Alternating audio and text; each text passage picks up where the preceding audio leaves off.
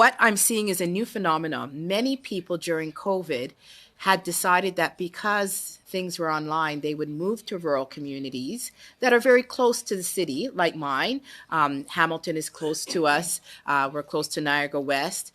And now there's a return to work. And so these individuals now have to commute, and there's no means of even getting to stations within the city to maybe take the GO downtown, and they have to have vehicles. And I'm just wondering if you have any idea as how we could rectify that problem. And that's for Mr. D'Angelo. Thank you. One of the things that's, I think, been very good that the Ontario government has been doing, and that is in all parts of the country, or parts of Ontario, excuse me, and that has been distribution of the Ontario gas tax and assigning some of that to cities that are quite small, and also community transit grants that have been very helpful in establishing startup services in smaller areas. And so some of those have been helping to connect to the GO network, also to other local transit systems. So there are funding mechanisms that the Ontario government, for one, has been taking a leadership role in. And you also mentioned in your testimony that there are areas like Brampton has an uptake in ridership of 115%. But you said where workers haven't been recalled in downtown, there was a problem. What do you mean workers haven't been recalled? Well, there's a challenge. So in Brampton, for example, you have an economy that's based on really transporting goods and services and coordinating that across the country, and those jobs have grown and were maintained during the pandemic. That's different than perhaps around Union Station, where you have a lot of bank towers or office space in other large cities where hybrid models have taken place. So it's more of a Tuesday to Thursday week, or fully remote. So that's been detrimental I understand. To building the network. Mr. Accardi, what impact does the carbon tax have on the private motor coach operators? Did they have to raise their fares? What kind of things did they do to compensate for this unforeseen expense?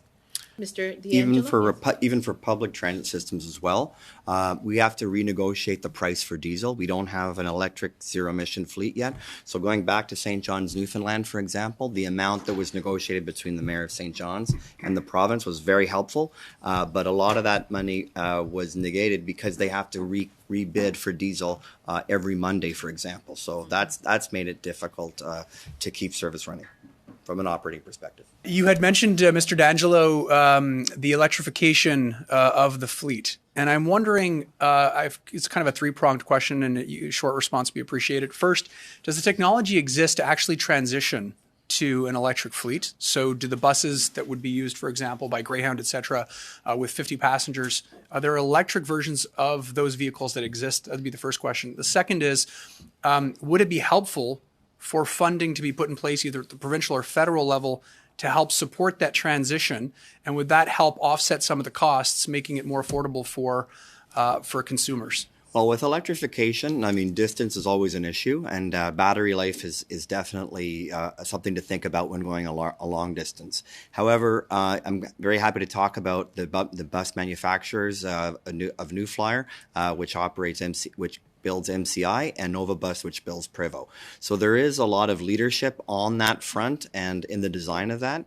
And also the ZETF fund that's been announced by the federal government already will assist with the transition, but certainly it's something that is worth considering. And you have to remember as well as you're doing your study is that those manufacturers in Winnipeg building the MCI coaches, imagine during the pandemic how few tour buses or coach buses were being sold at that time, and the impact that's had on industry, as well as Prevost Bus in Quebec. And Canada has leadership in the manufacturing area in North America, so it's important to keep that in mind as well as you're continuing your study. Thank you very much, Mr. D'Angelo, and thanks, committee members, for your indulgence.